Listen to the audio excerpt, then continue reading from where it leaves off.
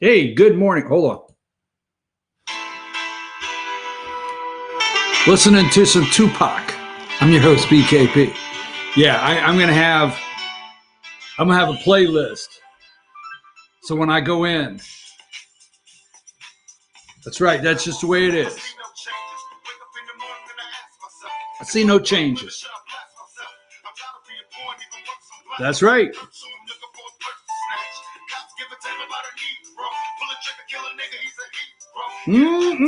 Whoa. Well, hell, I didn't realize it said that. I didn't realize that. Hey, it's Thursday, July 23rd, 2020, 8:01 a.m. I'm your host, BKP. Good morning from the office, North Georgia's only live online morning show. Trump will go in the inner city. Now, the debate on the inner cities, okay? So, are you okay with the President of the United States using federal troops in certain ways to restore law and order in inner cities? Now, this is America. So there's a couple of things we have to ask ourselves.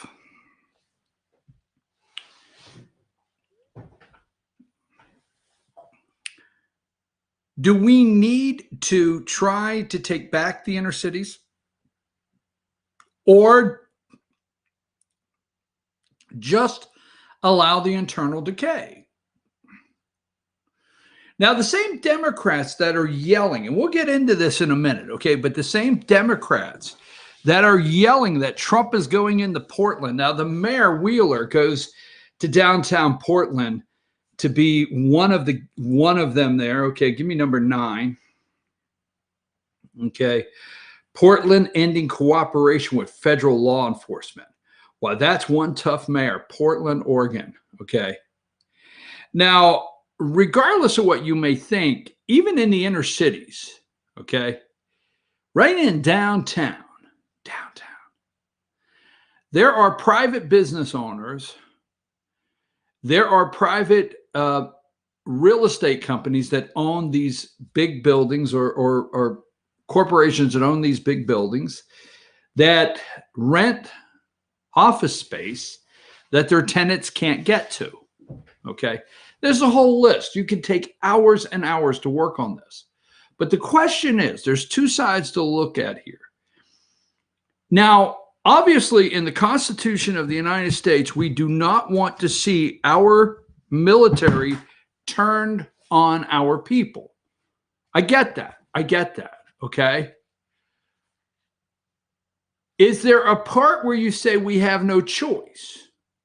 Okay. Is there a part where we say we have no choice? The lawlessness, because Democrats are okay with lawlessness. Democrats are okay with exactly where cities are today. These shining jewels that once was, like Detroit, okay? These shining jewels that once was, like Chicago, all right? Even LA, these shining jewels, the Democrats have, where we're at today in these cities, are totally a result of Democrat-like, okay, corruption. Every once in a while, they sprinkle in a Republican mayor, might I say. But I will tell you, city council, whatever, where we are. So here's the question. I want to move on. All right. I don't want to get too deep. We're going to talk about this later in the show. But here's the question. Do you really understand the magnitude in these areas? Okay. Do you really understand the areas in this country that you can't go in? That you actually live in a country where, if you take, and all jokes aside, you know, National Lampoon's Family Vacation. Remember in St. Louis when Clark got lost and the All-American Truckster, and while he was getting directions, they stole the 4 tires, jokingly. Okay. Do you realize the decay in schools? Do You realize how many inner city schools, now when I just say inner city, that are in the scourge and lowest areas, economic areas, rat infested areas in this country that Democrats support and Democrats represent. Do you realize there's schools where these kids, these poor kids, just show up and teachers sit there because they're in the union? They don't have to do anything. No, this is not an attack. See, here's what happens, and I can't get sidetracked. I know I am, but here's what happens is you take your teacher down the street, Mr. or Mrs. So-and-so, okay? You take your teacher down the street, okay? And that you know, and you listen to this show, and I say teacher, and you have no idea what an inner city teacher in Chicago in the lowest level, you have no idea what an inner city teacher is like in Harlem, okay? Let me say this, okay? I know the attacks are well on their way. Oh, hell. When I was in school, you could have done without this. Male teachers wore a jacket and tie. Wow, BKP was pushes all the way back to the 1950s. No, I don't. Wore a jacket and tie. One of the biggest mistakes in this country, period, biggest mistakes, is our school system, our failing school systems across this country that thought that teachers being friends with students would be a positive. Unbutton that top button there. All right. Look a little, muss your hair up a little bit. Don't comb it. I will never forget the first time in high school a science teacher just came in a shirt. Oh my God. He doesn't have a jacket or tie. All right. So I know. Boy, BKP really simplifies the problem. If teachers would just put on jacket. No, let's not go there. But anyhow, Portland ending cooperation. Trump says he will go into Chicago. Now, remember, just recently at a funeral, 14 were shot. 15, I think, were shot. They returned fire. It was a shootout. Bam, bam, bam, in downtown Chicago. But Mayor Lightfoot, is that her name, Mayor Lightfoot? Here she is tweeting number 27. Okay. Number 20, under no circumstances will I allow Donald Trump's troops. They're not troops. They're the troops, but they're not sending in the troops. Democrats try to frame things in a way to mislead you. Well, hell no, you say. They wouldn't mislead you. Sending in the troops, calling up the troops, okay? It is like when we had a surge in Baghdad. I would not allow Donald Trump's troops to come to Chicago and terrorize the residents. Oh, yeah, they're terrorized. Yeah, Trump's about to terrorize. Let me tell you what Trump's about to do. He's about to calm these cities down. He's about to say, to the black voter in Southside Chicago, if she won't keep you safe, if Rahm Emanuel wouldn't keep you safe, if Barack Obama wouldn't send in the troops and keep you safe, I will. They can't take it. We got some new polling data. We'll get there in a minute. It's opening day at the ballpark, okay? Opening day at the ballpark. We are going to have an amazing 9 to 10 hour. That's right. 8 o'clock we come on. 9 to 10. Yeah, we're on 2 hours. Sorry, every once in a while I have to do that. So we're going to have an amazing 9 to 10 hour here. And I had it here just a second ago. I want to show you this. A couple things we got going on today. Now we're going to have Andrew Clyde. He's a candidate for 9th Congressional District Republican runoff. Andrew Clyde will be with us at 8:30. Here's number 14. Give me number 14. Play ball finally. Okay. Play ball finally. Okay.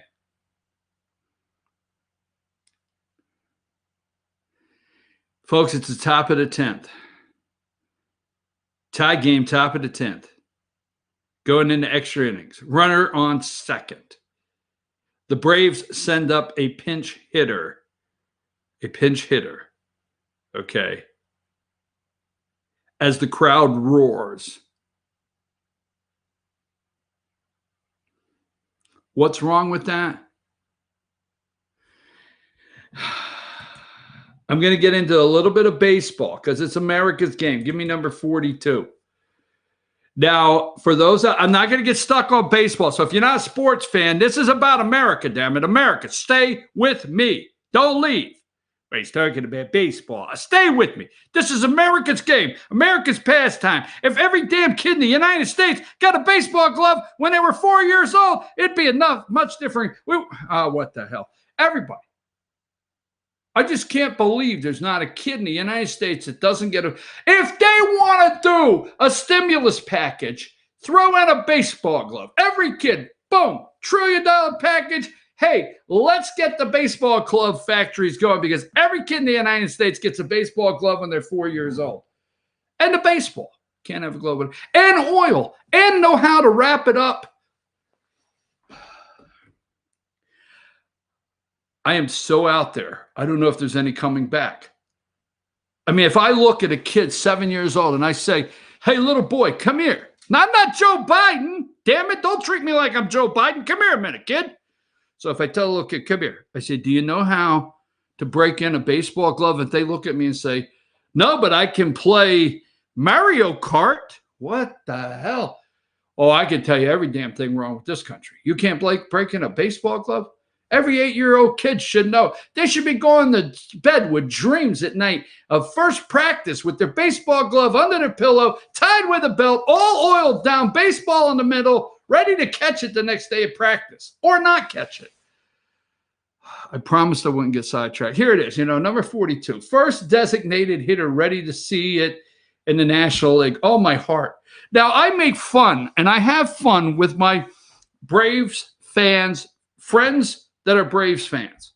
And you know who you are, all right? And I do. I love baseball. I understand National League, and I understand, I understand National League, and I understand the American League, and I understand the Braves, and I get the chop, and I understand the whole thing, okay? And I have friends that are Braves fans, and I have fun. I'm a Yankee fan, but, we have fun, all right? I give them a hard time. They give me a hard time back. We have fun, okay? Now, I always say National League. I don't watch National League. It's not real baseball. Oh, and that gets my Braves fans all worked up. Friends. National League is not. They're going designated hitter. Serenity now. Designated hitter. National League. Okay. And then, on top of that, give me number. I'm going to get past this, I promise, but I got to get it out of my system. It's opening day. You don't understand. I'm an American. What do you think I am? I don't know, okay? I don't know. But I'm a true blue. On opening day, you're supposed to be at the ballpark. On opening day, I mean, even Fred and Barney lied, okay, to Mr. Slate so they could go to opening day at the ballpark. I just went somewhere that some of you kids have no idea. You should watch it, okay? Fred and Barney would lie about anything to get to the baseball game, right? Anything to see the game. The Bedrock Boulders is that, oh my God, I know what you're thinking out there. But I'm telling you, I'm true blue. Now, I will never, as an employer, I will never advocate laying out of work. That's what we call it, laying out of work, okay? Never advocate it. But if there's any time that you should tell the boss a lie that you're sick, sorry, just sorry. If there's any time that you should make up that you got to go see your sick aunt in the home, right? If there's any time to just lay out of work, it's supposed to be opening day, and it's supposed to be where? Is it somewhere around April? I don't know. What are we, 3 months late? July, going to the end of July, opening day. It's opening day of baseball. Here's number 18. Do I have it on the screen? Number 18. Major League Baseball will use a runner on second rule. Now, they've been doing this in the minors for a while, but a runner on second rule for extra innings this year. Top of the 10th, runner on second. He didn't earn it. He did not earn it. Well, he's up to bat, and he drives this one out in center. It's a play at the plate. He scores. Now, you get a chance to score, it's over. What the hell? You give a runner second base? Yeah, top of the 10th, runner on second. I'm sorry. I keep apologizing, but to me, this is baseball. I got polling data where Doug Collins, left coast, Kelly is a distant third behind Doug Collins. I got polling data that says a sample I want to read that says that President Trump is not behind like the media would lead you to believe. But I just had to deal with this. And then last but not least, and I'll get away from this. This is my promise. My promise to you. Where's it at here? I had it here a minute ago. Number 43. Wait a minute. No. Don't put that up yet. Leave that there. Don't put 43. Have it ready. Ready to pull the trigger, okay? Do you think opening day at the baseball park, they would ask the president of the United States to throw out the first pitch? Maybe they didn't. He turned it down. I don't know. Now, they're pumping in crowd noise. It's the top of the 10th. Runner on second. Crowd is going wild. Yay! No, it's not. It's crowd noise. They're pumping it in. They got the speakers with crowds so they can get the effect at home. You can't spit. No spitting. No arguing with the ump. You can't get in his face. Get over it. Billy Martin wouldn't make it. I'm telling you. Oh, my God. I just went there, right? You're like, who the hell's Billy Martin? Billy Martin wouldn't make it, would he? No. Just saying. Billy wouldn't make it. Jim Leland. He was a good spitter. Right in your face. Jim Leland wouldn't make it. Lou Piniella. Lou wouldn't make it. Leo DeRocher. I don't know. I guess I got to rub my head. I'm going to have to take a break. I'm going to have to take a pill. Okay, so do you think they'd have the president of the United States throw out the first pitch? Right? America's game? No, number 43. All hail. Number 43.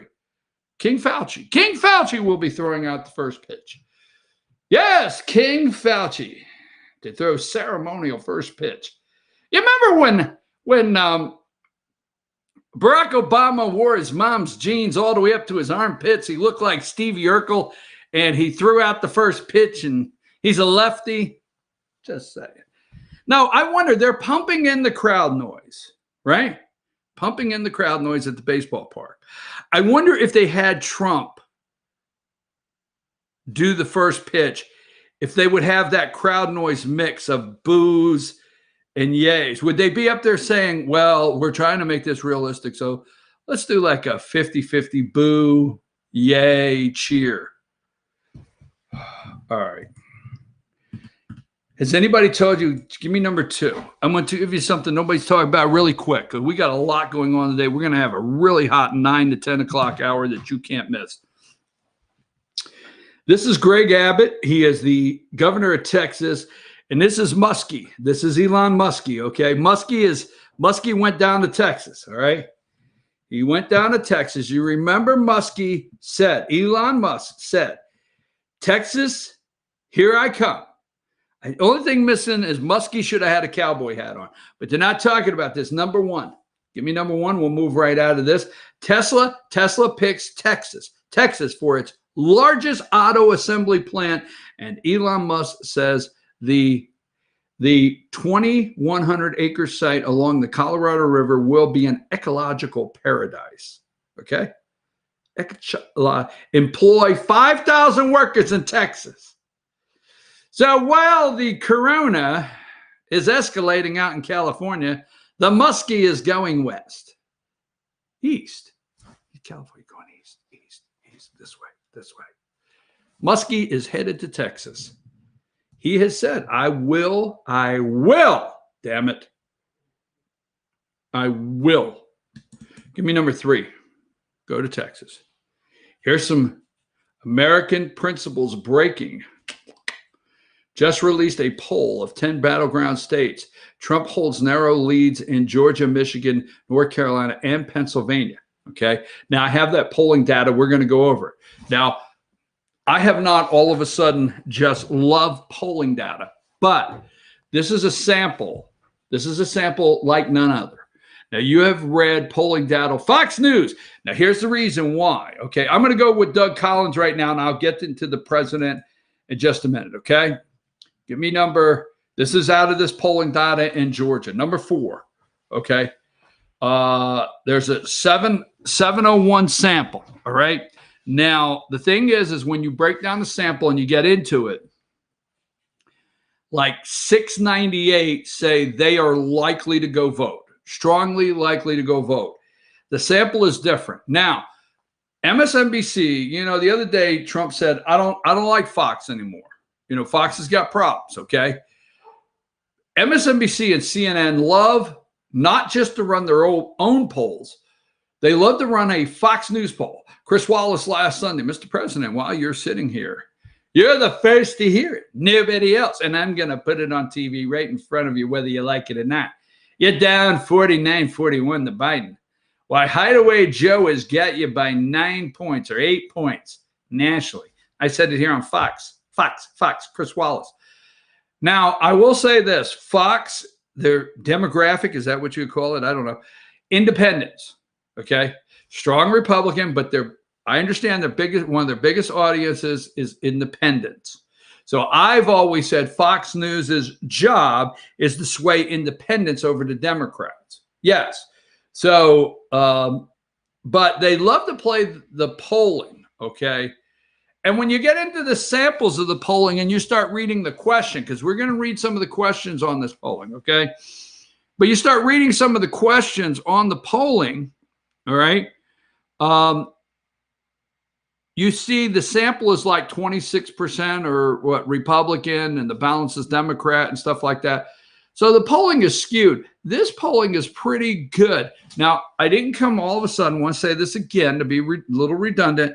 I'm not all of a sudden in love with polls, but this poll happens to be a little tighter, a little different, and as you and I would think, a little closer to reality, or we know. So number 4 here, this is in the jungle primary. Now, left coast Kelly. Hashtag left coast Kelly. LCK, left coast Kelly. That would be Kelly Loeffler, okay? She is the senator here in Georgia. She just spent $5.3 million or something like that on a nice place out west.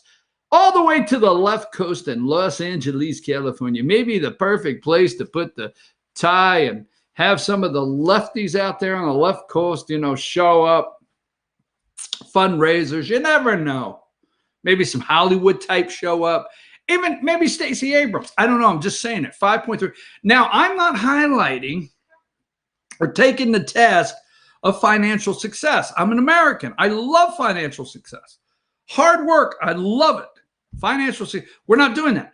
We just want to know here in Georgia where she's going to find the time to be out in California on the left coast.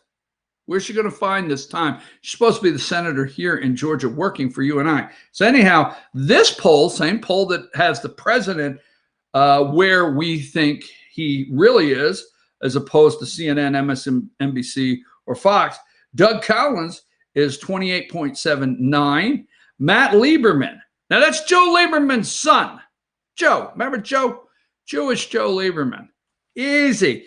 They talked about him being John McCain's running mate for a while. Oh, serenity now. Baseball to John McCain. Hope I can make it through. But Matt Lieberman has a 22, and then Kelly Loeffler, 19.2. Loeffler's throwing a Hail Mary pass. We'll talk about that. So we're going to take a little break. Hold on. Let's see what else I have here coming up. Hold on. Let me see something here.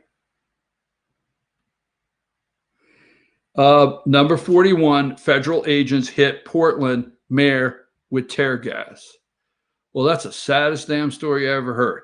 I'm your host, BKP. We're going to have Andrew Clyde. Now, I couldn't play some things. I wanted to do it before we had Andrew Clyde on, but I didn't think maybe it was appropriate, and he may not want that before he comes on the show. So I'm going to play something that I really enjoy Has a whole lot of bad words in it. I'm just going to tell you that, but we're going to do it in the 9 o'clock hour. But when we come back, we're going to show you these polls at 9 o'clock. We're going to do that. We've got some big stuff coming up at 9 you don't want to miss. But you also don't want to miss this interview right after these messages with Andrew Clyde, 9th Congressional District candidate, Republican candidate in the runoff. Take us to break.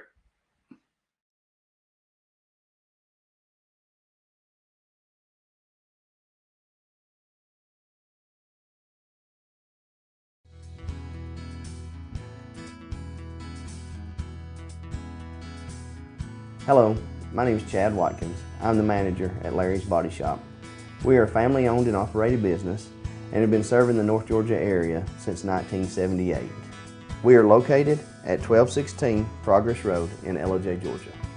Our shop specializes in collision repair and we work with all major insurance companies. Larry's Body Shop is ICAR Gold, the highest role of training recognized by the collision repair industry. It is estimated that only 10% of collision shops meet these standards.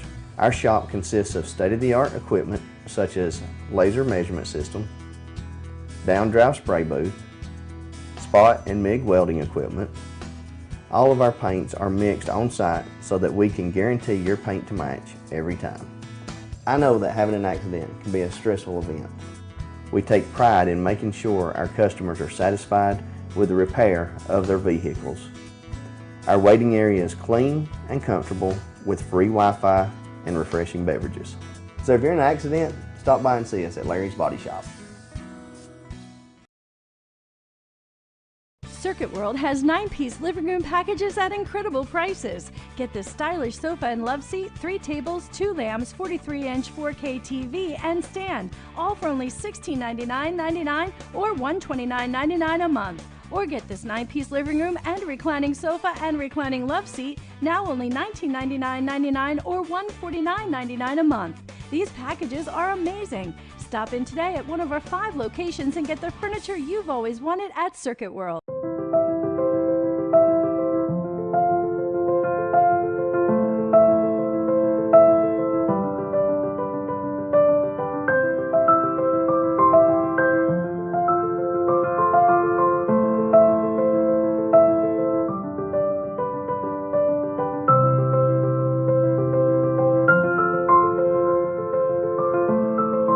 North Georgia Diamond is your source for diamonds in North Georgia. I'm Jeff Riblett, President of Asset Protection Group. As a certified financial planner and with 20 years experience, I've helped thousands of families and business owners create a tremendous amount of wealth. Fortunately, most of that wealth has been protected. Don't allow an unforeseen life event, such as a nursing home stay or the next market meltdown, destroy your family's wealth. Be smart. Call me. Let's determine how best to protect your assets and preserve your wealth. Ace Hardware of Blue Ridge is more than just your average Ace. We have a huge selection of Amish furniture imported directly from Ohio. We have hunting rifles and accessories for your next trip. We have a huge selection of lumber for your next building project. And we have Ace Custom Woodworks for all your custom wood project needs. Plus, we have everything you'd expect, like paint, tools, and equipment. Ace Hardware of Blue Ridge. We have your new house in stock.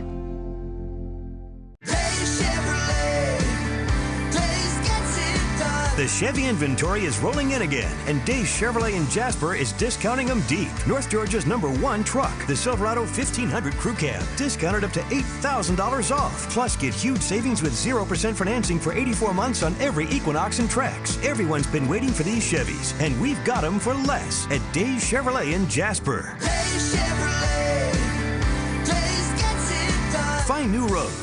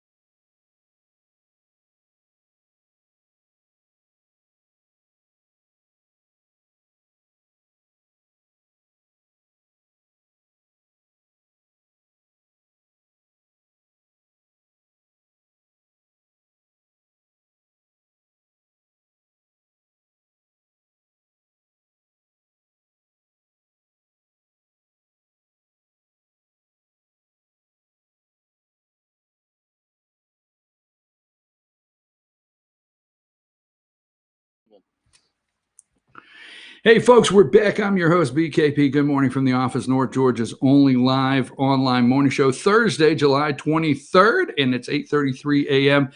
And I tell you what, these candidates now, it's no longer just a virtual campaign, no longer a social media campaign. Now, whether you agree or not, the parties, now the Democrats are not at this time in the district, but the Republicans are. There's going to be a big barbecue up in Stevens County, I think sponsored by 7 Republican parties. Saturday, I will be there, okay? And this next candidate will also be, he is a Republican runoff candidate for the 9th Congressional District, Andrew Clyde. Good morning, Mr. Clyde. How are you? Good morning, Brian. I am doing very well this morning. I appreciate you having me on your radio show. Well, you know, you guys are going from one interview to another, and that's what I was saying is every single night there's a party meeting somewhere, and if it's 30, 40 people, you're getting out and actually getting to campaign and get in front of these Republicans in each county. How has that been in the runoff where you were not able to? How does that feel at getting out and actually getting in touch with the people? It feels great to finally be able to get in front of folks, to shake their hand or bump elbows, whichever they want to do. You know, I'm okay with either. And to actually to talk to them and then hear what they have to say, to deliver our message of effective conservative views and positions to them. And we've had great response from people. I mean, I've had folks come up after and just, say, we're with you. You got my vote. So I'm very encouraged by that. We've got a bus tour that starts on Tuesday of next week, and we're going to start in Pickens County, and we're going to go to all 20 counties of the district, and we're going to end on Saturday in Jackson County, my home county. And so I'm really looking forward to that. We're going to publish the schedule tomorrow as soon as it gets finalized and firmed up. And so I'm really looking forward to folks coming out and having that opportunity in every one of their home counties to talk to me and to get to see them. You know, folks, while Mr. Clyde is saying that, by no means am I endorsing or supporting candidates, but I want to encourage you, regardless the candidates in your area that are in runoffs, now that we have these events, find them, go to them, and stand right up and look at these candidates and ask them a question. Just ask them, because this is your opportunity to find out about these candidates. Let me ask you another thing. Law enforcement. Now, the other night, I think you were, there's 20 counties. I think you were up to 10. You may be 12. Is there a total number of not chief of police? I understand several have, but county sheriffs that have endorsed you at this time? Right. We have 11 sheriffs that have endorsed, and we have 1 sheriff-elect that has endorsed as well. And I think by the end of the week, we might be up to 14. So we've got more coming on board. And I met with one earlier this week. I'm going to meet with one tomorrow. And I think the great opportunity that we will have many more sheriffs come on board. And there's 18 Republican sheriffs in the district. And I'm really excited about that. They've got my back because they know I have their back. And so they are publicly endorsing me, which is kind of unusual for a sheriff to do. Well, let me say that, don't take this wrong. I didn't mean to interrupt you. Let me say this. That's what we want to know, is what are they telling you? Because a lot of times these already elected officials, like the sheriff, they kind of shy away, because the reality is there's going to be voters for both sides in their county. And in the future, they don't want to upset a certain voting block, but they are coming out. And what are they telling you when you're going for the endorsement? What are they telling you, or what are they asking you? I don't want to say want to feel your support. What's the conversation like to get these endorsements? Well, a number of these sheriffs have known me for years and years and years, because we've done business with them through Clyde Armory. So they know me, they know my character, they know my stance, they know I'm conservative and that I'm pro-law enforcement. And they've seen of my opponent, Mr. Gertler, Representative Gertler, they saw that he walked out on the Back the Badge bill, you know, the Law Enforcement Bill of Rights bill that he didn't vote on. And he's got excuses for that. But, you know, when we send a representative to the Capitol to represent us and to vote for us, then there's a responsibility there. This was a really important bill. I mean, there were just 2 weeks of session there, and for, you know, the legislators, for the representatives not to vote on such an important bill, I think just shows a lack of support for law enforcement. So I think they see that, they see right through him, and they see that I'm the candidate that they want. Well, I don't want to get stuck on that. I got a couple questions that I really want to get into, but that is HB 838, and it's the Peace Officers Bill of Rights, is known as. And your opponent, Matt Gertler, state representative at the time of the vote, was not present. So now on the debate last Friday night in Jackson County, we have the video. He accuses you of pushing a Photoshop, says it's Photoshop, and he comes after you. You said that there's a timestamp. Is that picture that you have, that I have also, but I don't have the metadata, is that picture timestamped that would show him at the Capitol at the time that vote was taking place? That picture is timestamped. It's an iPhone Live photo, so you can't Photoshop that, okay? You just can't. And it shows him at the Capitol within a few minutes of the vote itself. So, you know, my opponent can throw all sorts of mud at me. It's just not going to stick because I'm telling the truth. And I believe my opponent's not. So, you know, he doesn't have a leg to stand on. He knows it. And he's just trying to make excuses and trying to make the question go away. And it's not going to go away. You know, and that's why law enforcement is supporting me and not him. So I think that's a real important differentiator between the two of us. Okay, let's get down to some campaign finance. Okay, we talked about this, and you went back, and I only had what was current or what was public, might I say, on the FEC. And when I did my report, I show a multiple 20,000 plus or right around that area from several states for your opponent. Now, I know he's supported by the Club for Growth, and the Club for Growth sends their membership, you know, a letter all over the United States saying, hey, you know, send money to this candidate. So there's an enormous amount of money. Now, your campaign has done some research, and what your campaign says, and I want to say this because I have not been able to validate, and I don't mean that in a disrespect. But your campaign says that in the runoff, he has 67%, 0.3, 104,627 has come from out of state, your opponent. Okay. That's correct. And then in the primary, you got 64.5% from your campaign. And, you know, you got down 162,724. Now, is out of state from your opponent. From your opponent, Matt Gertler, not you, from your opponent. Okay. And actually, let me put that on the screen. Give me number 47 real quick. So, and this is the Andrew Clyde. This is not your numbers, but this is the numbers that your campaign has put out. And if you could just put 47 on the screen really quick for your opponent, and then 48, just go to 47, 48, and then take it down.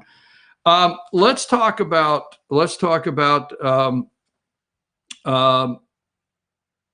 campaign finance. You have spent $740,000 of your own money. So let's start with that first. I asked you in the debate, why are you spending so much of your personal money self-funding your campaign? I think over 90% is self-funded. Why are Sure. why are you doing that? Well, because I invest in what I believe in, and I've done that my entire life. You know, when it comes to right to life, I have invested in the local crisis pregnancy center to the tune of a whole lot of money, into the hundreds of thousands of dollars, because I believe in the right to life. And so, you know, I believe that we need a strong conservative in this race, an effective conservative, someone who can go to Washington, D.C. and be effective with other congressmen. And so, you know, during this time, you know, I wasn't sponsored by Club for Growth or endorsed by Club for Growth. They're not bundling for me. They're bundling for my opponent. You know, in the primary, they bundled itemized donations, almost $163,000 for my opponent. I had $3,000, okay, from out-of-state contributions. In the runoff, he had almost $105,000. I have $2,000 of out-of-state contributions. So my campaign is funded by in-state contributions, you know, from Georgians. My opponent's 2/3 of his are out-of-state contributions. You know, there's nobody, I'm not in anybody's pocket, all right? I will represent the voters of the 9th District. I will not represent Club for Growth, all right, in Congress. Okay, let me say this. He called you a hypocrite at the debate, a hypocrite, and he said what we call that in Georgia is a hypocrite.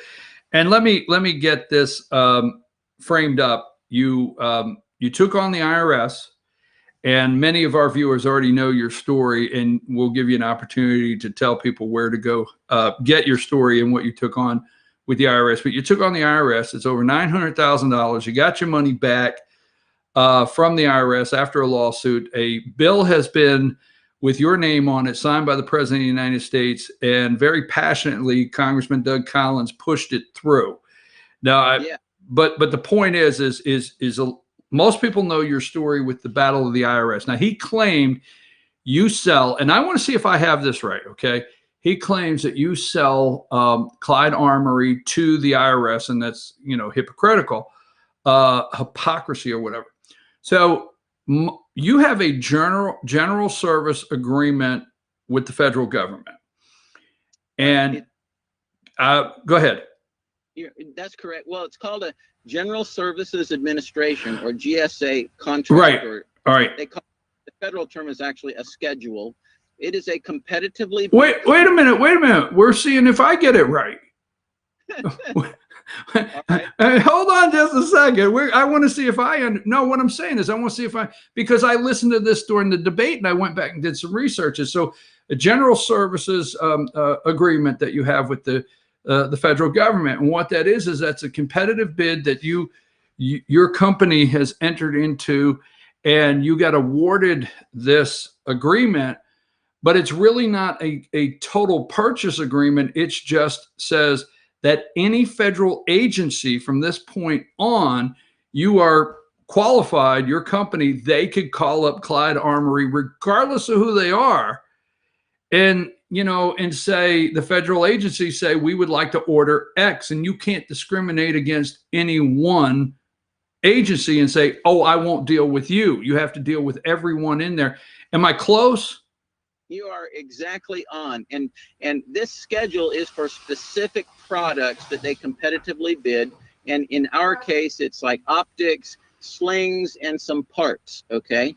And so any branch of the federal government, any branch, whether it's the military, Department of Defense, Army, Navy, Air Force, Marines, Coast Guard, whether it's the Secret Service, whether it's the Immigrations and Customs Enforcement, whether it's you know, U.S. Marshals, or any branch of the federal government, can order off of the General Services Administration contract. And I can't discriminate. I can't say, yeah, I'll provide you service, and no, I'm going to deny you service. I wouldn't have a contract, you know. And this contract gives the federal government, for these specific products, the best price. So it saves the government money, all right? And it just shows my opponent has no understanding of business, no understanding of business with the government. And I can't see why people would want him to, be their congressman when he doesn't have just a basic understanding of business with government. All right, and no, I mean, I didn't mean to, Mr. Clyde, put it that way, but I wanted to see if I understand it, so don't take that wrong, because that's fine, and you did a good job of it, Brian. Well, I mean, I come home, and after, it doesn't matter what the candidate is or who the candidate or the party. I come home and I watch a debate and start doing research and find out what people say. So I just wanted to know what that agreement was. And a lot of people don't know, and I want to move on from that the IRS has actually a law enforcement branch, and we won't get into that. They do, but what you'll find is the IRS actually has law enforcement agencies outside our country too. Yes. Yes, they do. I know that. I know that. Yes, they do. Okay. So I've had a couple calls. Okay. And the couple calls said, and I have been, just like your opponent knows, is now that we're able to get out and campaign, it's not unusual to anywhere across the 20 counties to go to one of these events, and I show up there. So I listen to everybody, and I've had a couple phone calls from people in these events. And a couple times people said, Andrew Clyde, I'm worried he's a single issue candidate. And I said, okay, explain that to me. And a couple callers said, well, we like that he fought the IRS. We like that, he'll be a fighter. These are somebody else's words, not mine. But we'd like to hear some other things. And it seems like this guy's running directly on one issue, and he's a single issue candidate. So what say you to that statement there? And what other issues would you like to say to people? No, I'm not just a single issue candidate. Oh, I am not just a single issue candidate. Absolutely not.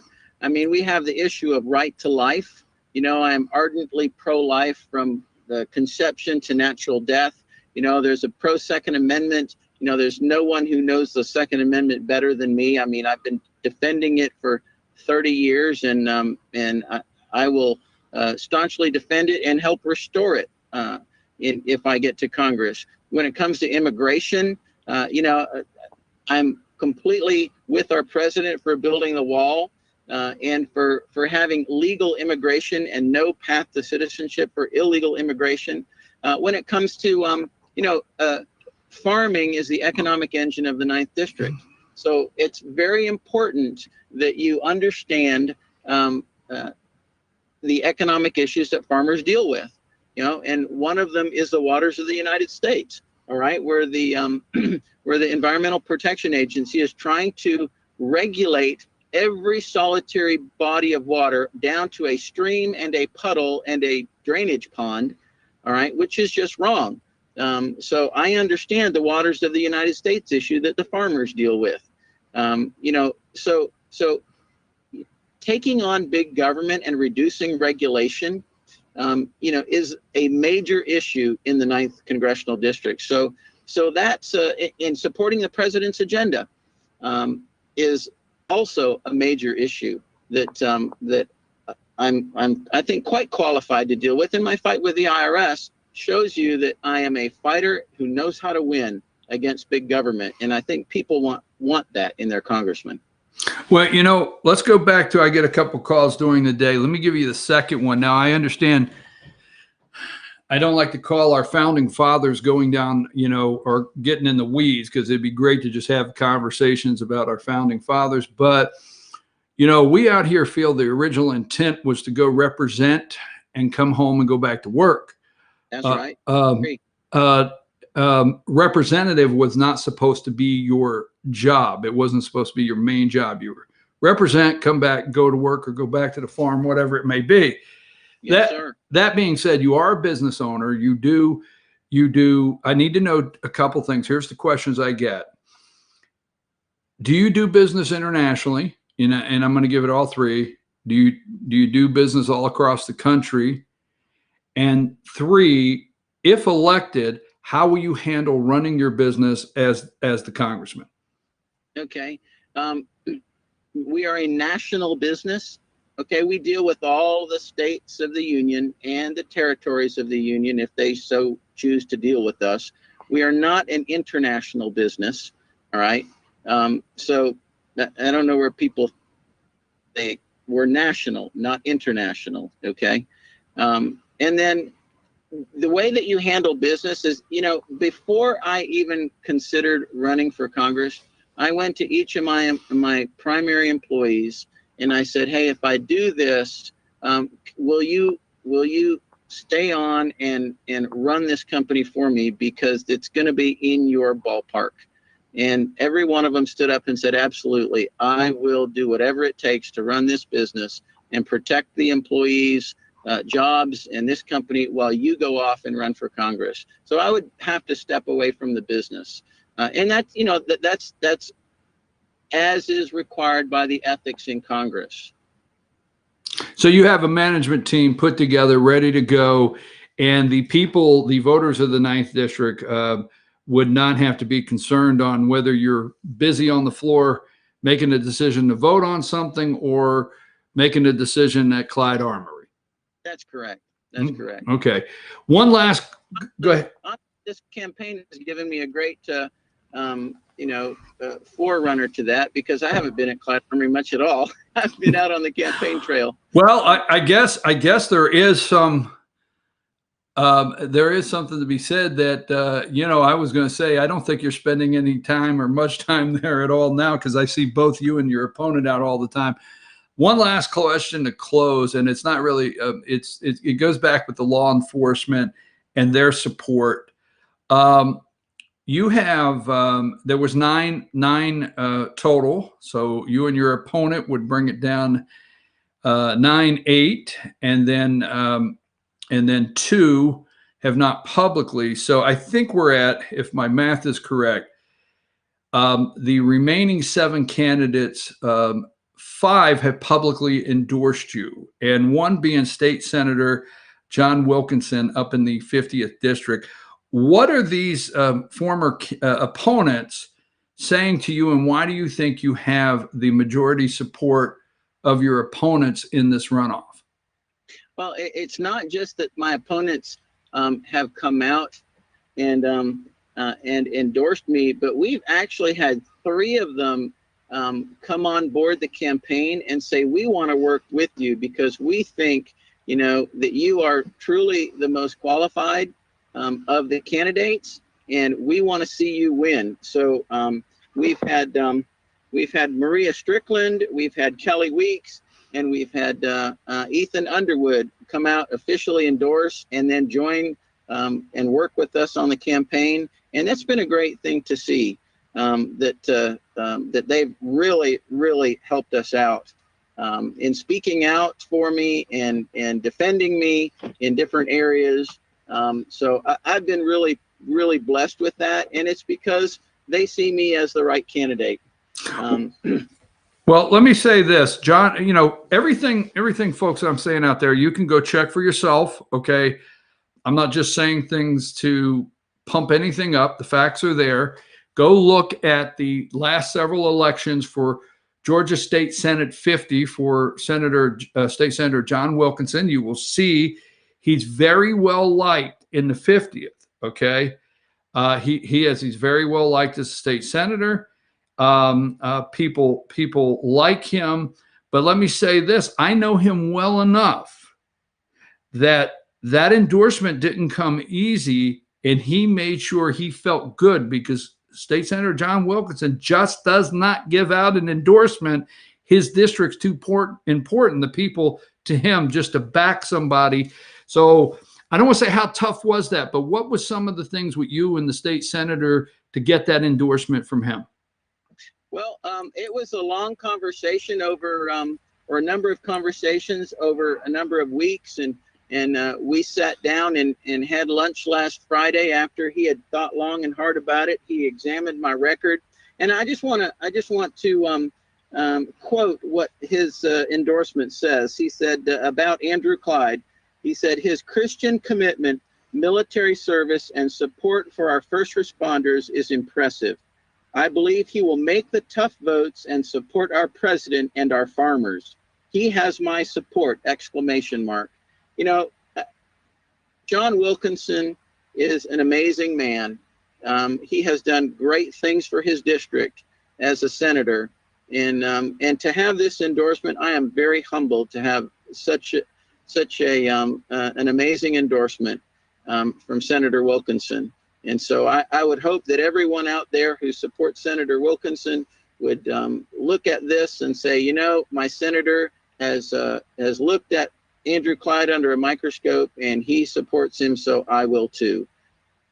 All right. Our time is up. We appreciate it, but I always like to give candidates an opportunity to close. Is there something you wanted to get out to the voters and the viewers this morning before we close, Mr. Clyde? Yes, thank you, Brian. I want everyone out there to know that I'm Andrew Clyde. I'm a conservative Christian, a combat veteran, 28-year Navy veteran with 3 combat tours, and I'm a gun store owner, small businessman. Please go to ClydeForCongress.com to learn more about our campaign. That's Clyde4Congress.com.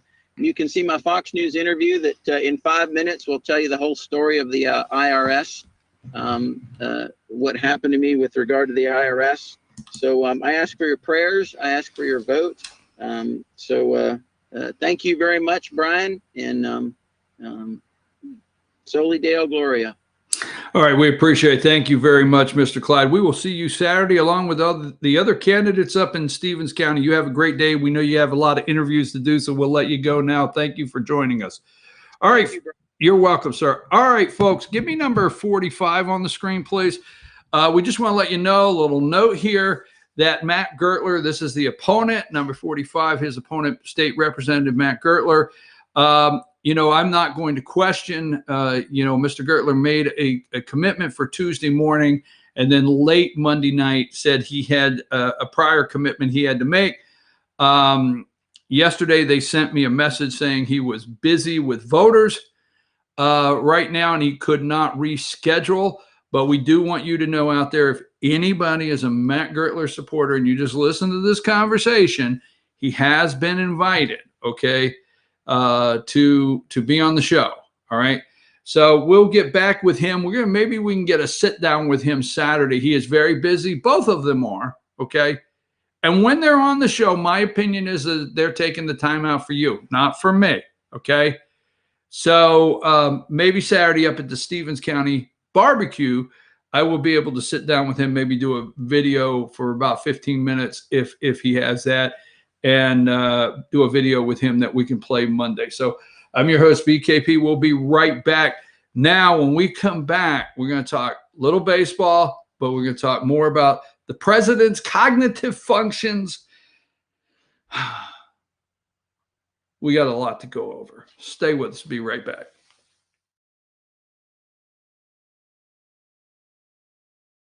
Circuit World has complete queen bedroom packages at amazing prices. Get this queen bed, dresser and mirror, one nightstand, bedding set, and free 32-inch TV, all for only $1799.99 or $129.99 a month. Or get this complete queen bedroom set and sleep in style, also for only $1799.99 or $129.99 a month. What an incredible deal! Stop in today at one of our 5 locations and get the furniture you've always wanted at Circuit World.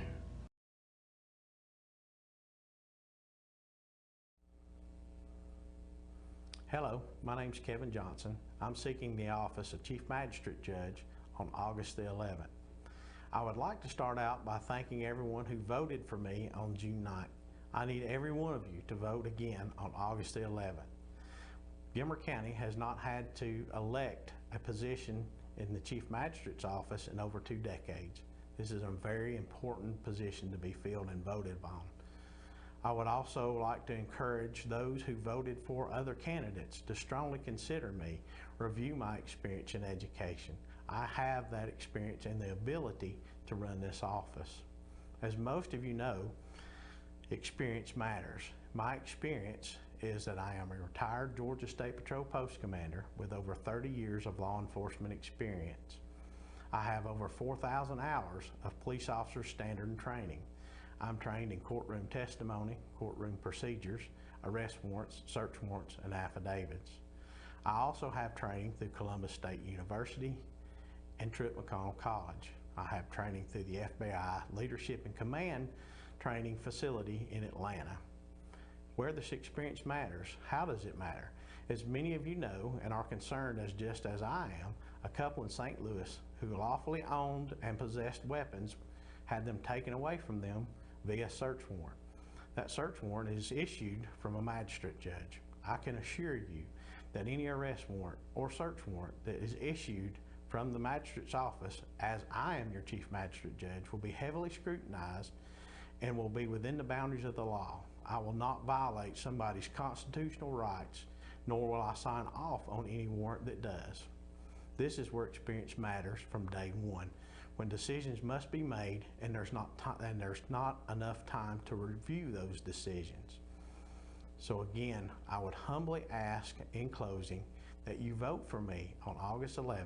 Vote for experience, experience that matters, experience in the law, experience in life. Vote for Kevin Johnson to be your Chief Magistrate Judge. Thank you.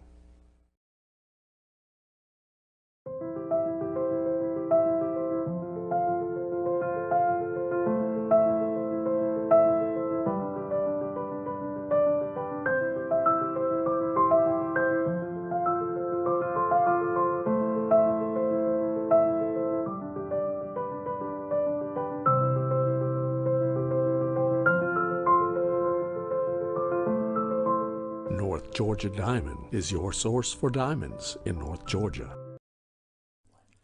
In 1981, Reed Nicholson began selling tires out of an old barn in Mineral Bluff. Little did he know that he had just laid the groundwork for the most trusted names in automotive services in the Blue Ridge area. In 1997, Nicholson Tire Center became what it is today, holding the same values of faith, family, and great customer service. 2 locations to serve you, and the Blue Ridge location is currently expanding to offer fast service and the largest U-Haul provider in Georgia. Nicholson Tire Center, Blue Ridge, and Mineral Bluff.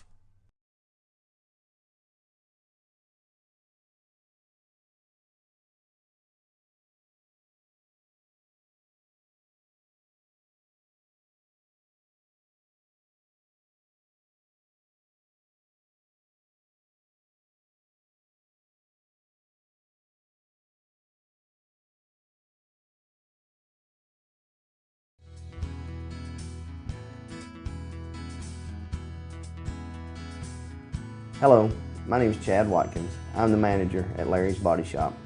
We are a family-owned and operated business and have been serving the North Georgia area since 1978.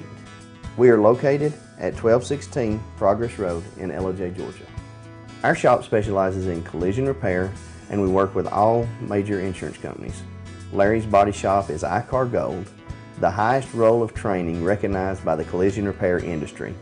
It is estimated that only 10% of collision shops meet these standards.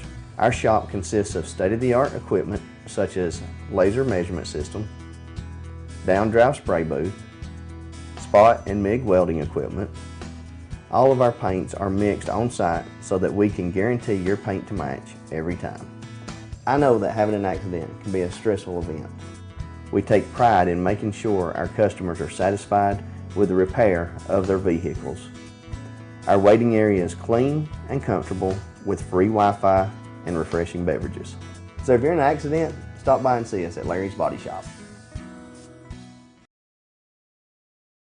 Circuit World has 9-piece living room packages at incredible prices. Get this stylish sofa and love seat, 3 tables, 2 lamps, 43-inch 4K TV, and stand, all for only $1699.99 or $129.99 a month. Or get this 9-piece living room and reclining sofa and reclining love seat, now only $1999.99 or $149.99 a month. These packages are amazing. Stop in today at one of our 5 locations and get the furniture you've always wanted at Circuit World.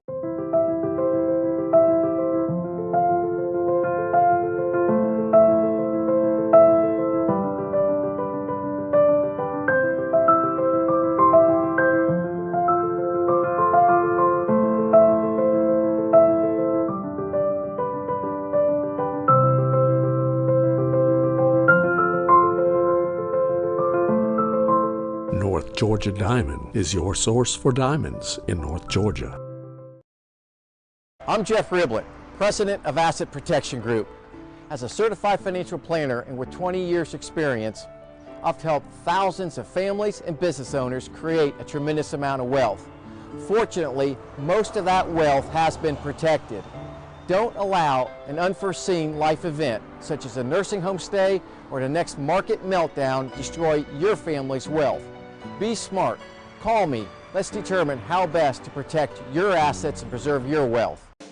Ace Hardware of Blue Ridge is more than just your average Ace. We have a huge selection of Amish furniture imported directly from Ohio. We have hunting rifles and accessories for your next trip. We have a huge selection of lumber for your next building project. And we have Ace Custom Woodworks for all your custom wood project needs. Plus, we have everything you'd expect, like paint, tools, and equipment. Ace Hardware of Blue Ridge. We have your new house in stock.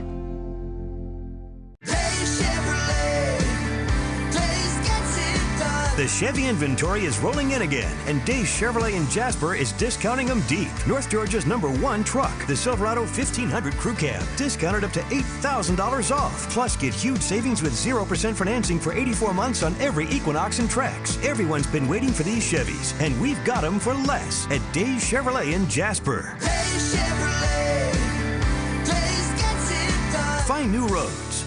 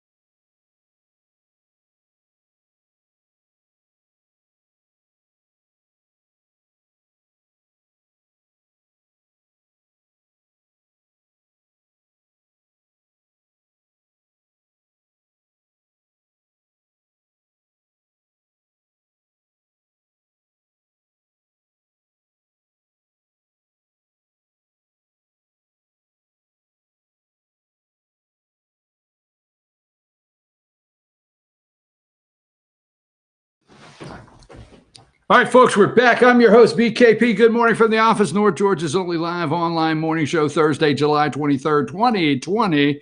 Hey, we always like to hear from Red Lady in a Blue State. So shout out to Red Lady in a Blue State. Appreciate you. She's in a blue state. She's a Red Lady. Just saying. Now, we're going to get into some polling numbers. We're going to play a couple videos. Now, the media is through the roof. They are freaking out over the fact that Trump is not standing side by side with King Fauci and Dr. Birx in these coronavirus updates. They are freaking out. They're only lasting 20 minutes. He comes out, he makes a statement, says we are set with a vaccine. I agreed to a $1 billion vaccine deal today. He's taken 4 questions and he's walking away from the podium. Now, he's taking questions, but they are freaking out over this. They don't know what to do. Every time the president does something, it takes them a day or two to figure out how they're going to counter the president, how they're going to go after. Okay. So what they say is President Trump comes out and changes his tone amid sinking poll numbers. Okay. And they want to go with, the saying that the narrative that the president is sending the troops in, and they're leaving some polling data that might be out there alone. So number 10, Trump continues to say COVID-19 testing is overrated. Okay, number 10. All right. He's saying it's overrated. And then here's one or two, okay, that I want to get in. Leave that there. Now at 9:40, I'm going to tell one or two. If you don't want to hear, and I'm sorry to say it, if you don't want to hear foul language, now don't get that wrong, not from me, okay? Then you have to back away. I'm the only one that's going to tell you that on the show. Back away. This is the internet. We are going to play the video. The video is live. It's not what you want to hear. As far as bad words, it's bad words. But you're going to, some of you may enjoy it because it's just real, okay? So they're all worked up this morning. I got a couple more here I'm going to show you. Hold on just a minute. Number 40, okay. Okay, number 40, the media is worked up. I just showed you. Number 10, I mean, whatever that was, they're worked up with Trump administration saying testing's overrated. And it is overrated. And second, Trump again, number 40, Trump again defends his cognitive functions, okay? So again, Trump is once more challenging hideaway Joe Biden to a cognitive function, the cognitive function Olympics, which Joe can't pass. So we're going to play two videos. First, let's put the one up. I think it starts at 8 minutes and something I have marked. Let's put the one up that says Trump says he believes testing is overrated. But this is not about testing is overrated where we have it marked. Put that one up. Start it where we have it marked. Wear a mask. Nursing homes, big fiasco. 40% of the deaths in this country in nursing homes. The governor of New York, who, as you know, was involved in this whole issue of great number of nursing home deaths in New York, is now going around the country advising people on how to get out of a hotspot situation where of New York did really well. What do you think about him blaming the federal government for what happened in the New York nursing homes? Well, he did, and he was hit so hard that he stopped doing that. He was trying to say that he listened to a guideline, because really it was common sense. We gave them a tremendous facility that they really didn't use. We built a hospital with 2,800 beds. They could have used that. That was clean, 100% clean. And unfortunately, they made it. It was a mistake, and it was a sad mistake. But he's worked very hard. I mean, in all fairness to Governor Cuomo, he's worked very hard. We've gotten along very well. I think overall, he's actually said we've done an outstanding job. He actually said he's done a phenomenal job from the federal government standpoint. So we moved the ship in. We had a lot of room there. It wasn't utilized like it could have been. And we had the Javits Convention Center where we had 2,800 beds built, and that wasn't used, or certainly not very much. It would have been great, in retrospect, if they would have used that for some of these patients. Moving infected people back in certainly was not the answer. We're very, very careful all over the country. I mean, you wouldn't even have to be. Every governor watched that, and they're all, I think nursing homes right now are very heavily protected. They have to be, but they're very heavily protected. Dr. Birx is a big advisor of yours that isn't getting enough attention. Of course, everyone gets slammed, but I'm disturbed about that because she's a woman. Can you talk to me about her role? So I think she's one of the finest people I've ever met in the world of medicine, medical. You know, she is responsible for all of the incredible work that's taken place on AIDS in Africa. Millions of people are alive right now because of her. She's an unbelievable woman, a woman of tremendous substance and style, frankly. She has an amazing style. She walks into the room and she can take a scarf and do 15 things with it. And she is really somebody that, and that's the least important thing. She is a brilliant woman. She's a great woman. She gets some very unfair treatment, in my opinion. I read one story in the New York Times, which is fake news largely. But they want to knock her. I think they knock her because she probably is on my side. But she is a fantastic woman who's done a fantastic job. Long before this came up, she was involved in things. You have to look at her background. Her background is incredible. She's a brilliant woman who's a fine, fine person. Final question. This has been very over-politicized, the virus, very disappointing to me as a physician. Can you talk to me about that and lessons you have learned that you would take into the second term in fighting COVID-19? It's highly political, and the Democrats are using it for political reasons and political purposes, and it shouldn't be. This should be a team effort. But regardless, to a certain extent, it is what it is. It's going to burn out, but we're going to have vaccines. We're going to have therapeutics. Some of the therapeutics that we already have are really working well. The remdesivir, the hard part is getting. All right, we don't have time to go all the way through it, but let me tell you what happens as soon as, let me tell you what happens as soon as, this is a doctor, it's a Dr. Siegel on Fox, as soon as this video is out there, okay? Now, they don't care to put up Fox News when they're showing Chris Wallace. Chris Wallace with hard-hitting questions. No, not Commie Chris. They don't care to put that up. They don't care. They've put all of Chris Wallace's stuff up on their networks, okay? So Chris Wallace is actually working for 4 or 5 different networks when he does one of these interviews. They put all the Fox polling up. They love that. But they leave this out because you know what happens, and I'm going to tell you, I know all too well, is you got these liberal lefties in these new newsrooms in these cities, and they got big storyboard walls. And they play that video, and they've got 8 people, producers in there, and they're like, what do we do with this? That's exactly, what do we do with this? It is true, 40% of the deaths were in the nursing home. We don't have a clip. Trump didn't give us a clip where he's calling Cuomo all these nasty names. So we can't run a clip, okay? He's very nice about it. Siegel's the one that says 40% of the deaths, so we can't fact check that, but it is true. Cuomo said he did an outstanding job. Damn, he did say that. All right? So they can't do nothing with this. Nothing at all.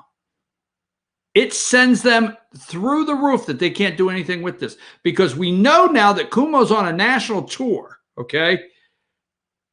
Telling all these governors how to do it right, okay? Let's leave out killing old people. Let's leave out the fact I had the Javits Center with 2,000 beds. Let's leave out the fact I had the floating hospital. Let's leave out the fact that if seniors tested positive, I shoved them right back into the home to see how many other seniors I could kill. Now, I'm sorry, that's just graphic, but that's the way it is.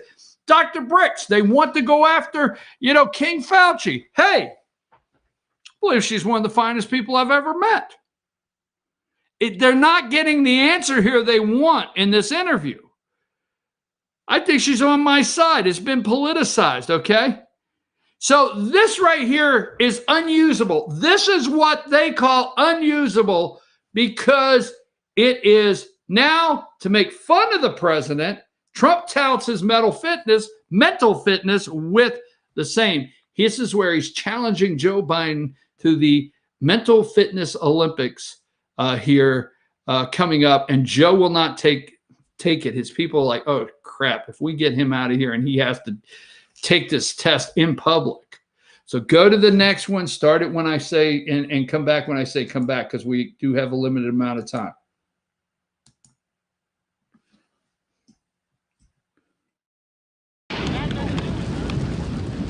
No, that's not it. The one where Trump, I'm sorry, the one where Trump touts mental fitness.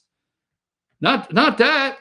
I'm sorry, but Trump touts mental fitness, says Biden obligated to take cognitive tests. That one there. Do you have that one? I thought I sent it. Presidential health or health of a candidate is going to be on the table, of course, as it always is. And I've been someone always asking for that. I've seen a lot about your health, being in good health. What do you think should come out or be the attention regarding Vice President Biden?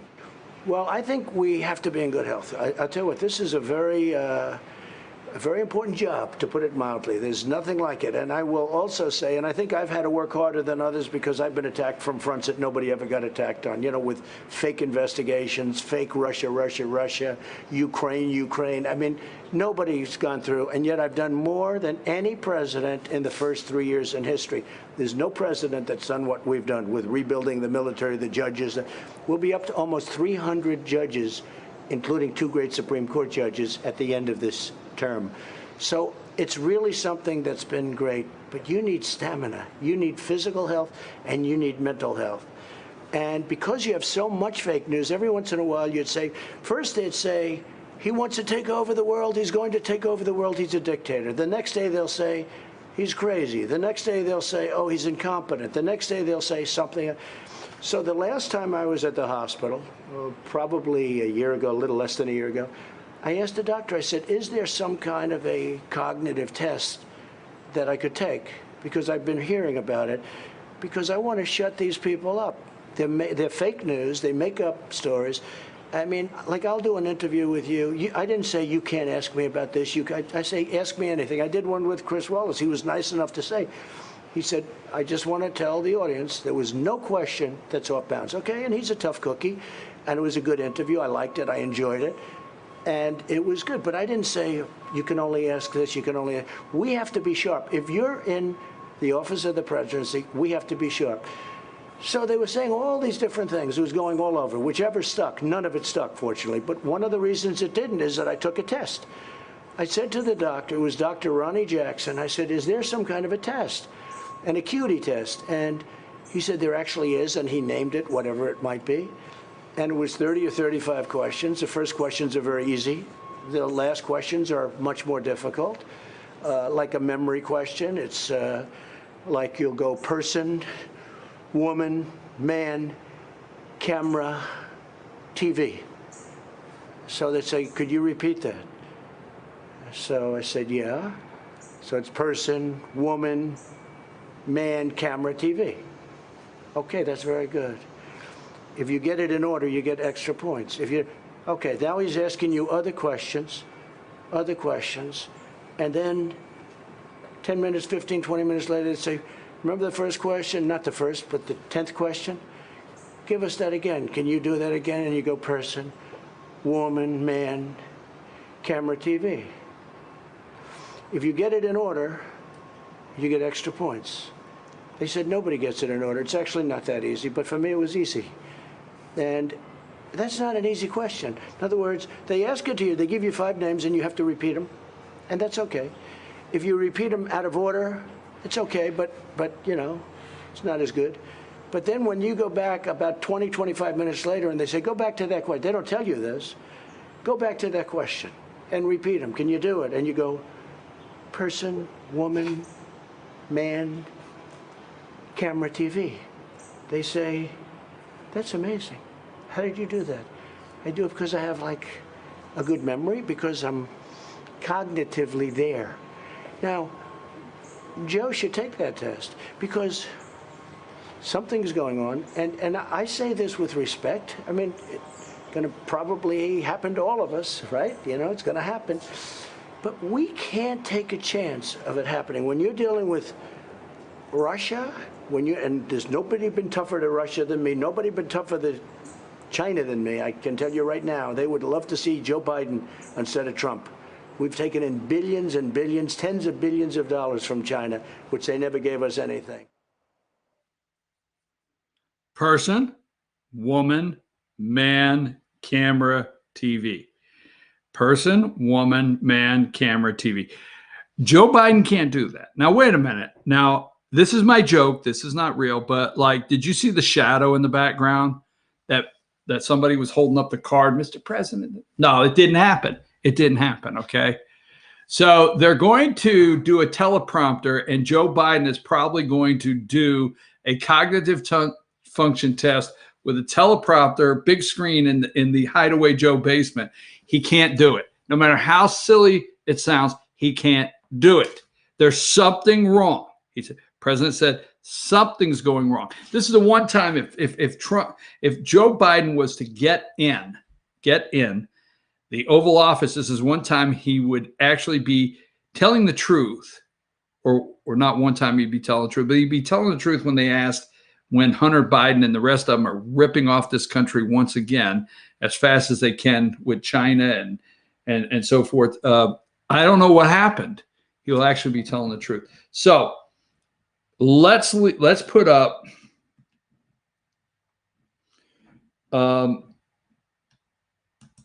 let's see what I have here. Number 5. Okay. Now, in the polling data, we're going to show you, you can go look. You can go to Breitbart. Okay. So I found this at 4 a.m. this morning. You can click on all this polling data. You can read the samples. I would read the samples. On hot button issues, the survey results were also very interesting. Black Lives Matter is very popular until voters learn what Black Lives Matter actually supports, and then it becomes very unpopular. So you can read the sample on this polling, okay?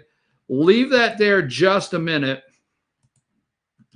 and let me give you some numbers from this. Poll from 10 battleground states reports of Trump's defeat greatly exaggerated. That's the headline of the story.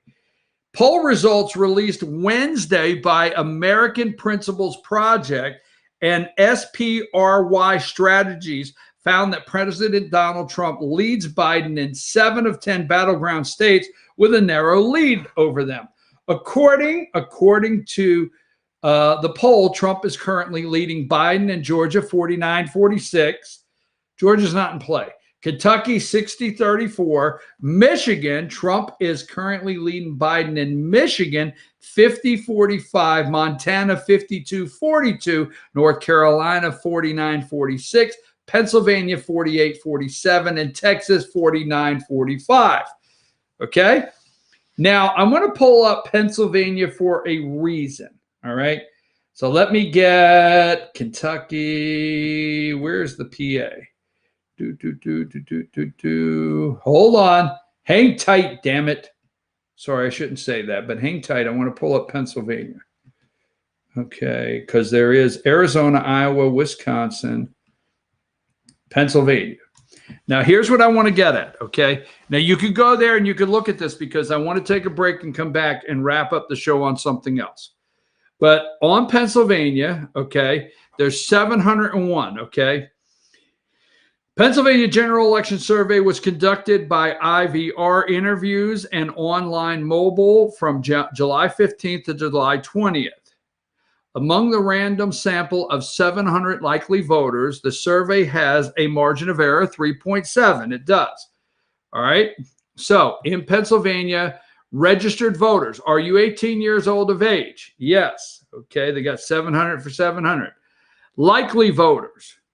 How likely are you to vote in the November general election in Pennsylvania? Would you say you are extremely likely, extremely somewhat, extremely likely out of 700 voters, 689, 98.44% within margin of error are extremely likely to vote. Somewhat likely, okay, is only 11. Extremely likely. Trump approval. How would you rate the job Donald Trump is doing as president? Do you strongly approve, somewhat disapprove? Okay. Strongly approve is 42.83. Strongly approve. Out of these voters, that 98.7% are definitely going to vote. 42. Somewhat approve. 8.41. Now, in the 8.41, those are probably the people that say, I wish he wouldn't tweet, but I'm a banker and I like these regulations cut. I work at a bank. I wish he wouldn't tweet. The list goes on. All right. I want to get down to the sample, okay, because there's great questions like presidential ballot, Black Lives Matter, statue removal. All right. Statue removal is on there. Let me see. Several questions. This is the best sample I have seen. Okay. Do you agree or disagree with the following statement? I am proud to be an American. 523 said, I am proud to be American, 47.74. Now, again, let me give you the sample. I'll have it here in a minute. Strongly approve. Black Lives Matter. Okay. Once they find out, you can go through click on the state, and you can see. And let me get to Democrats. Yes, no. Hold on. It just will take a second. Ideology. Question 20. Do you consider yourself a very conservative, somewhat conservative, moderate, somewhat liberal, or very liberal. Okay. Very conservative, 25.64%. Somewhat conservative, 24.87. Moderate, 26. Somewhat liberal, 14. Very liberal, 8.71. This is Pennsylvania. Stay with me, okay? Now, here's the questions, a couple more. Do you consider, and I'm staying with Pennsylvania, can you consider yourself Republican, Democrat, or Independent? Okay? Republican got 42%. Democrat got 44%. 44% people in the survey identified as Democrats. So here's the big question. How is he doing with independents? That will be the ones that will sway the election. 89 of these, 12.71%, identify as independents. Okay? So we got gender, ethnicity, 84% were white, 10%, 10.31 black, African American, Hispanic, or another ethnic, 5.25. Pretty balanced, this thing. Age, okay. Household income, education, which I won't go into, general vote history, and demographic. Now, there is an area, if this is Pennsylvania, so the demographic of where this poll came from. Pay attention to this one. I think this is big. The Buffalo, Pennsylvania area, 4, not even a percent. The Corning area, 3, not even a percent. Erie, now these are supposed to be the real conservative areas. 25 of them, 3.52. Harrisburg, Lancaster, York. Okay. Liberal area, Harrisburg, 13.84. Johnstown, Alatoona State College, 8.7%. Okay. New York, okay, not even 2 votes.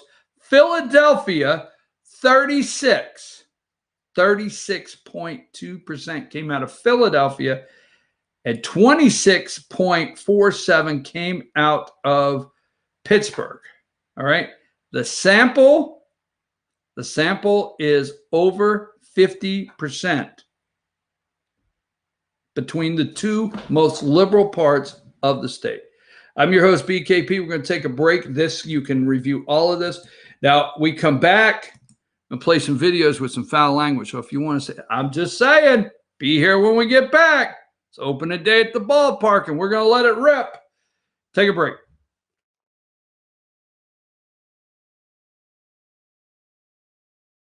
Circuit World has complete queen bedroom packages at amazing prices. Get this queen bed, dresser and mirror, one nightstand, bedding set, and free 32-inch TV, all for only $1799.99 or $129.99 a month. Or get this complete queen bedroom set and sleep in style, also for only $1799.99 or $129.99 a month. What an incredible deal! Stop in today at one of our 5 locations and get the furniture you've always wanted at Circuit World.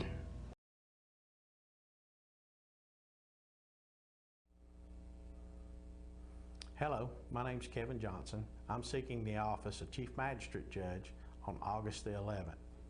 I would like to start out by thanking everyone who voted for me on June 9th. I need every one of you to vote again on August the 11th. Gilmer County has not had to elect a position in the Chief Magistrate's office in over 2 decades. This is a very important position to be filled and voted on. I would also like to encourage those who voted for other candidates to strongly consider me, review my experience in education. I have that experience and the ability to run this office. As most of you know, experience matters. My experience is that I am a retired Georgia State Patrol Post Commander with over 30 years of law enforcement experience. I have over 4,000 hours of police officer standard and training. I'm trained in courtroom testimony, courtroom procedures, arrest warrants, search warrants, and affidavits. I also have training through Columbus State University and Truett McConnell College. I have training through the FBI Leadership and Command Training Facility in Atlanta. Where this experience matters, how does it matter? As many of you know and are concerned as just as I am, a couple in St. Louis who lawfully owned and possessed weapons had them taken away from them via search warrant. That search warrant is issued from a magistrate judge. I can assure you that any arrest warrant or search warrant that is issued from the magistrate's office, as I am your chief magistrate judge, will be heavily scrutinized and will be within the boundaries of the law. I will not violate somebody's constitutional rights, nor will I sign off on any warrant that does. This is where experience matters from day one, when decisions must be made and there's not enough time to review those decisions. So again, I would humbly ask in closing that you vote for me on August 11th. Vote for experience, experience that matters, experience in the law, experience in life. Vote for Kevin Johnson to be your Chief Magistrate Judge. Thank you.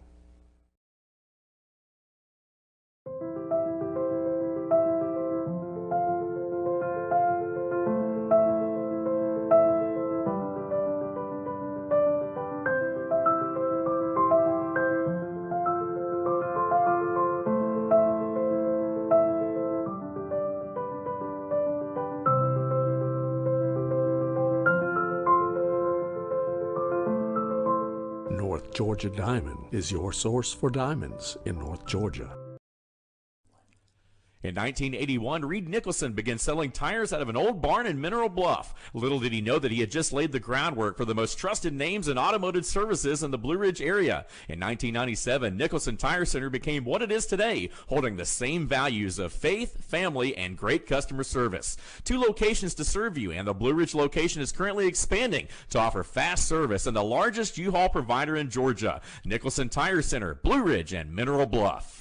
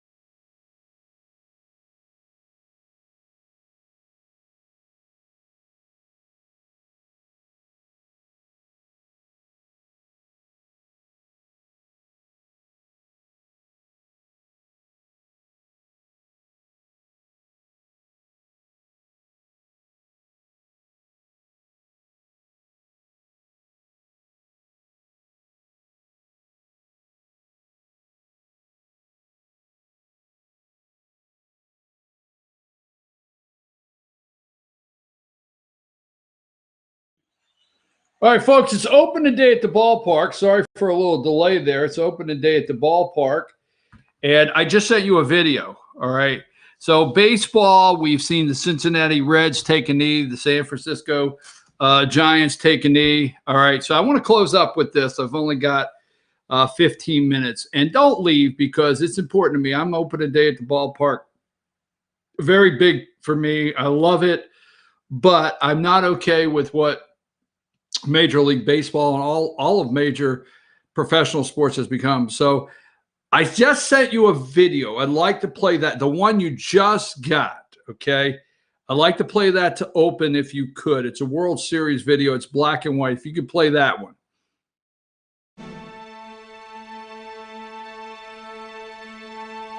Left-hander Vic works up, and left-hander Don Little ready to go.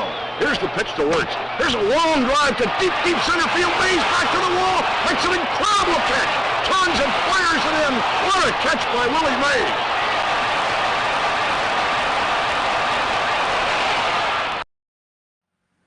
Now, this is back. What is the date on that?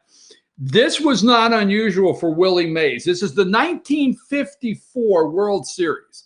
Willie Mays happens to be black, okay? And a childhood hero of mine and our friends, okay? He closed out his career, I think, with the Mets. And, you know, I got to go see him as a young kid play baseball.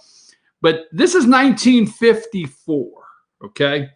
Willie Mays makes the catch in 1954 World Series. He happens to be black. Now, we don't want to get into race right now, but, you know, these athletes, they did it on the field. They took it to the field. Now, there's two stories I like to tell. I like to tell a childhood friend that I won't mention the name because the picture's probably out there. He came over to trick or treat, and he had a white, I'll never forget, all the stuff about blackface. He had a white T-shirt. I'll never forget, this kid had a white T-shirt on. He had the New York Mets on the front. On the back, he had Willie Mays and his number, and he had painted his arms with shoe polish. He painted his arms black and his face black because he wanted to go trick-or-treating as Willie Mays. I'll never forget that. The second thing, and I want to tell this story really quick, Barry Bonds. I despised Barry Bonds, okay? Now, he used to play for a manager out in Pittsburgh by the name of Jim Leyland, okay? Jim Leyland, oh, could he throw it? He could throw, not a pitch, he could throw words like you would not believe, all right? And before, and I say this, before Barry Bonds started getting his ass shot up with steroids and his head was as big as a cantaloupe and all swelled up, Barry Bonds had the make. Do you realize Barry Bonds with the Pittsburgh Pirates could have been the best player ever in baseball? He could run, he could catch, he could steal. Now, I can't stand Barry Bonds, but I'm going to play this, and this is true. When Leyland was the head, when Jim Leyland was the he was the manager of the Pittsburgh Pirates. Okay, he was the manager of the Pittsburgh Pirates. Hold on, I have that video now. Now the video we had earlier. Let me see which one it is here. Leyland cusses out Barry Bonds, so you need to get ready for this. Hold on. So when Leyland was the manager of the Pittsburgh Pirates, out in Pittsburgh, it was this real big grocery store chain. I forget which one it was. I don't remember. But they were big Pirates sponsors, and they ran all these big contests for kids. And if you won the contest, for the group, you were in the weekly grocery store, take a tour, meet the Pirates, win tickets. So when you won tickets, you got tickets for 4, and it was like 3 or 4 winners every week, and the whole entire family. So you got to go to the baseball stadium early. You got to go to the park early. It wasn't the stadium, football stadium, baseball park. You got to go there early. You got to take a tour of the park, and then you got to take a tour of the dugout. They brought you through the dugout. They took you to the bullpen, and they would have to warn people before they went in the dugout, if Coach Leyland is in here, he may say something offensive, and your children don't want to hear it. They'd have to warn them, right? And they would ask him, please, we have these kids coming through. Could you just keep it down? Now, this is one of my favorite, all-time favorite. I'm not advocating bad words, but this happens to be with a Barry Bonds. So play the video, but be ready.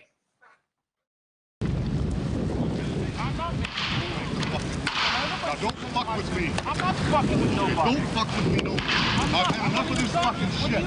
I'm in it because I'm the fucking manager of this fucking team. That's fine, man. You don't want to be here. Get your fucking ass out. I'll do it. I don't give a I'll get it.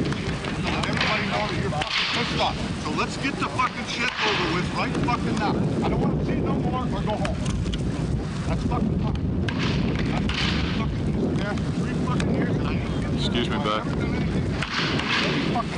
Make sure I did every fucking.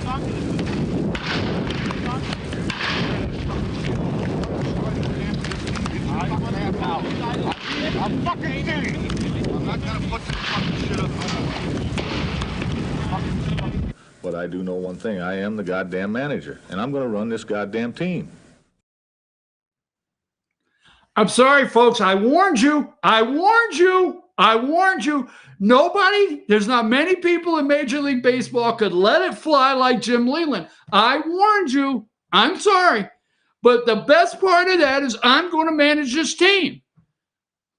I'm going to manage it. Not Barry Bonds. Not Dr. Fauci. I'm going to manage it. Not anybody else. I'm going to manage this team. Now, he tells Barry Bonds, get your ass out of here. You don't want to play. I don't care who the hell you think you are. I'm sorry, folks. I warned you. I warned you. Okay? Now, the reason I say that, and it's not I'm advocating that language, and I'm sorry. I told you to get your kids out of there. Look, don't look at me. Your kids got headphones on, listen to bitches and hoes. I tell you that all the time, so don't get on my ass, all right? But that is one of my favorites, Jim Leyland. And they used to have, they used to have to tell people when we go through here, because Leyland could fire it faster than anybody in a fastball. And I love when he told Barry Bonds off. Now, Barry goes out to San Francisco, getting his ass shot up, all right? Sorry. So I'm out in San Francisco. So we're taking a tour. I'm in San Francisco. We are taking a tour, okay? And you got the tour driver. At this time, Barry Bonds is hitting home runs. You know, he's juicing them out of the park. Juicing them, no pun intended. They are flying out of the park off this bat like juice and electric, right? So on the stadium there, the ballpark is a candlestick, whatever. They had a big banner, Barry Bonds in his home run number, all right? So we're taking a tour on the bus. We're the regular tourists with the pictures and around our neck, you know, and we're on there. We look like tourists. We're dressed like tourists, and we're in San Francisco, right? So my wife has a lot of questions all day long. She got questions. What's that? What's that? What's that? Right? So our first stop is down at the park so we could see the park. There's the most beautiful picture of Willie Mays. I mean, statue. There's an amazing statue of Willie Mays. I want the picture, Willie Mays. I want me in the picture. Take a picture of me with Willie Mays. Nowhere could I get the picture without this damn banner that said Barry Bonds, 700 and some home runs. Nowhere. So I finally looked at the tour guide and I said, he happened to be an African-American gentleman, is there any way I could get a picture with Willie Mays without his ass in the background, Barry Bonds somewhere? Is there somewhere I can get an angle? Just say it, right? My wife says that was the last question he answered for her that day. Everywhere on the tour, he would not answer any of her questions, and it was my fault. I just didn't want it. My fault. That's just saying. I don't think it's my fault. I didn't want a picture with Barry Bonds. Leyland made it. Now, this is another one. Just do it quickly. Give me the Sparky Lyle video. No spitting. No spitting. Give me the Sparky Lyle, 30 seconds, and we'll get off baseball. A relief pitcher has always got to reach back for something extra. Take the bottom of the ninth. Score tied. 2 on, 2 out.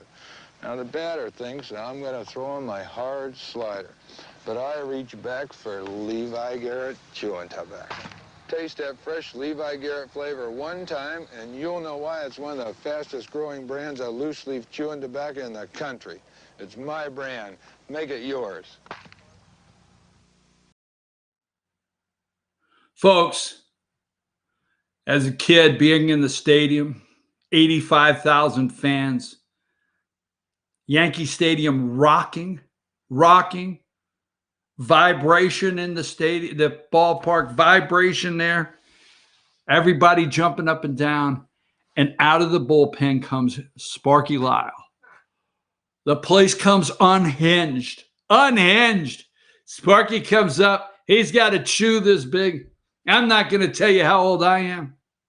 Chew is this big. Walks around a couple times. Rears back and lets it fly. Reaches into his packet, gets another chew.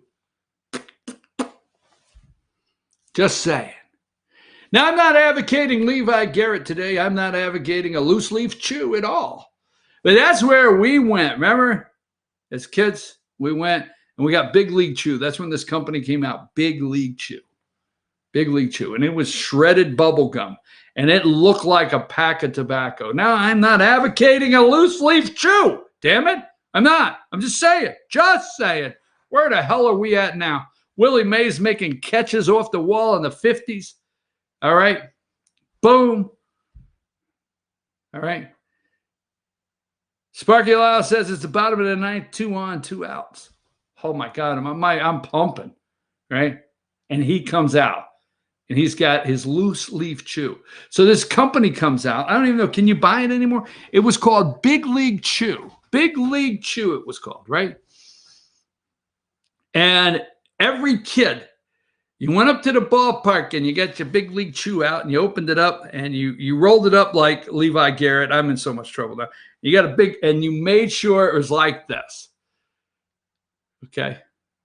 Just say. Oh. Those were the days. Folks, let me tell you something.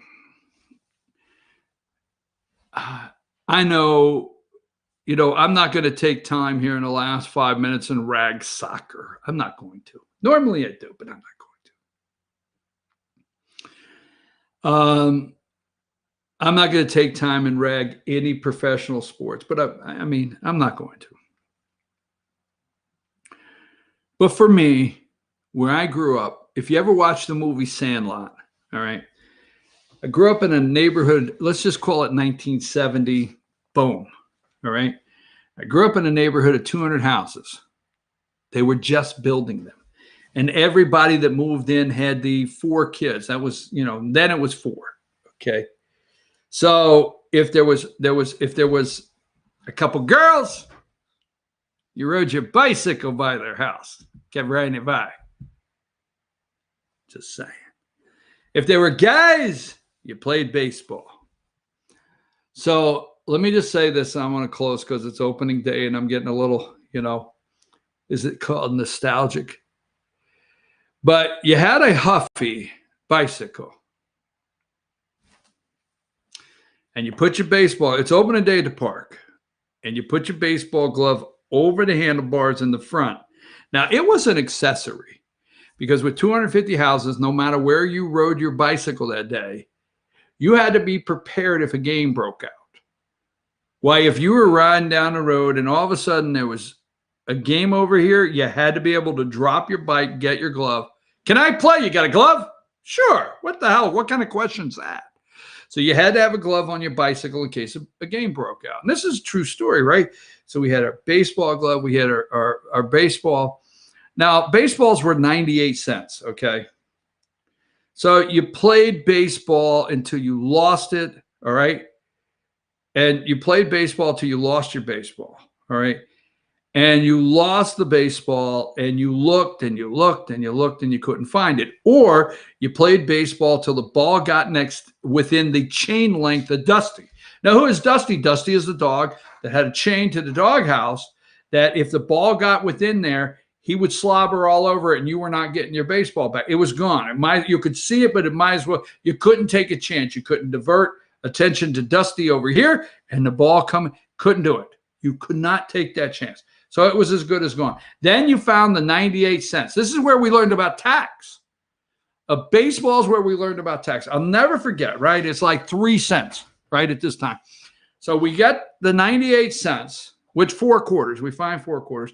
Get on our bicycle. We ride to the hardware store into town. Okay, Mom, we're going to get a baseball. That's all you said. So you rode the back road into town to get a baseball at the hardware store.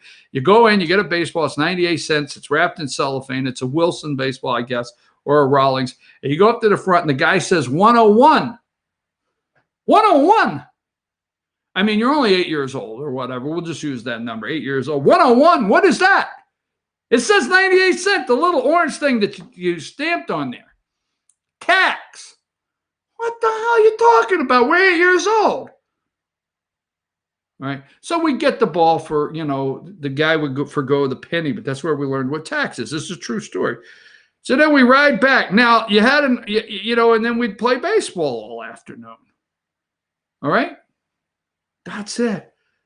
So my opinion, if we're looking for some simple fixes in this country, I don't agree with any more stimulus. I just don't. I don't agree with it. I don't agree with unearned runs. Oh, I can stand that. When I'm keeping the book on baseball, unearned runs. I hate anything unearned, right? But it's the top of the 10th, 4-4, runner on second. He didn't earn second. You just put him there, right? Can't spit, can't do nothing. No crowd noise. Folks, there was nothing more exciting than saving up the money, okay? Saving up the money for a new mitt, glove. Driving into the hardware store, you went, and this was a dream. And I'm going to tell you something. This is true, all right? I'm just going to share this. We would drive in, and I would go. We didn't have big sporting goods stores back. We'll call it 1970, right? And I would go in, and there was hangers up, and there was about 12 gloves to pick from. And I would just daydream, and I would look at the tag, and I would go back, and I'd put $1. I would cut another grass, and I'd put $3, and I'd put the lawn here. I cut grass.